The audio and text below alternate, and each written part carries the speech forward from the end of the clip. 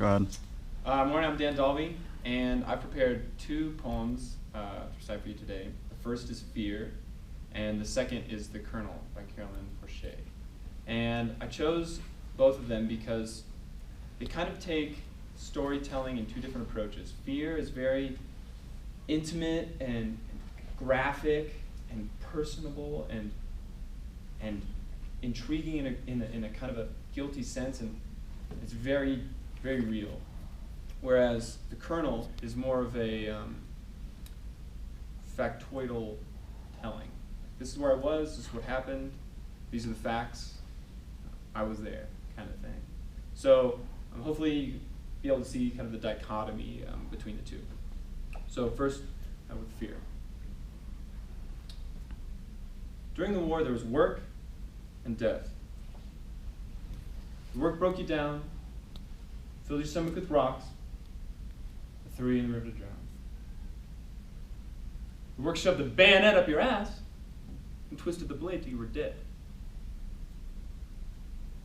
In the camps, there's what we ate and those we worked with. Sometimes women, but we never made love. I'll tell you why.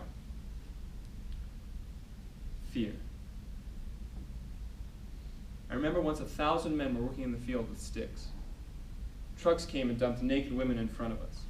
Guards were whipping them to the ovens. Women screamed and cried to us, pleaded with their arms stretched out. Naked mothers, daughters, sisters. But not one man moved. Not one. Fear will blind you. It'll tie you up like nothing else. It'll whisper, just stand still. Soon it'll be over. Don't worry. There's nothing you can do. I'll take this fear to the grave with you. I can promise. After the war was the same. I saw things that were as bad as what happened in the war.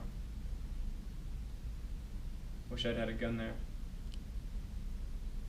I would have pressed it here to my forehead. Right here.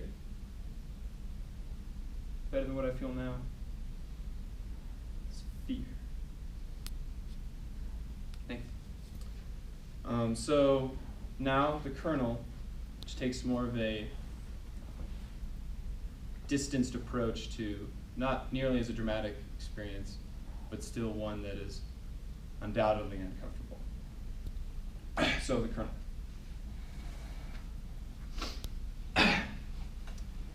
What you have heard is true. I was there. His wife carried a tray of coffee and sugar. His daughter filed her nails. His son went out for the night.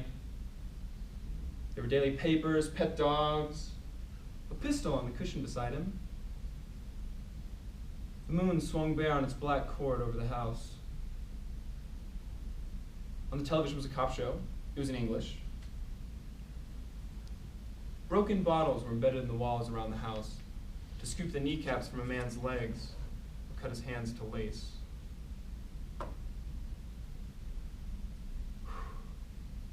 On the windows there were gratings like those in liquor stores.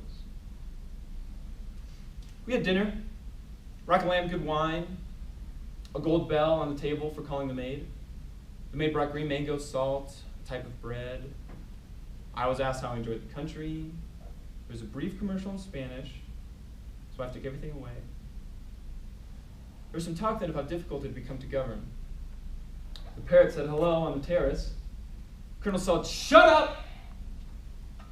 He pushed himself from the table. My friend said to me with his eyes.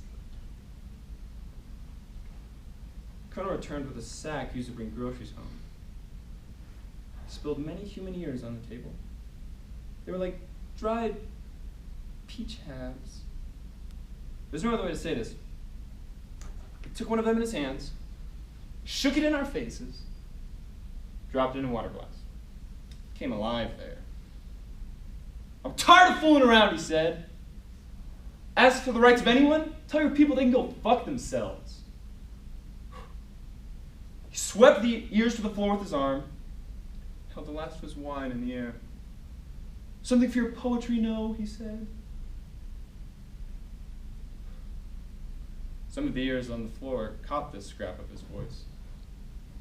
Some of the ears on the floor were pressed to the ground. Thank you.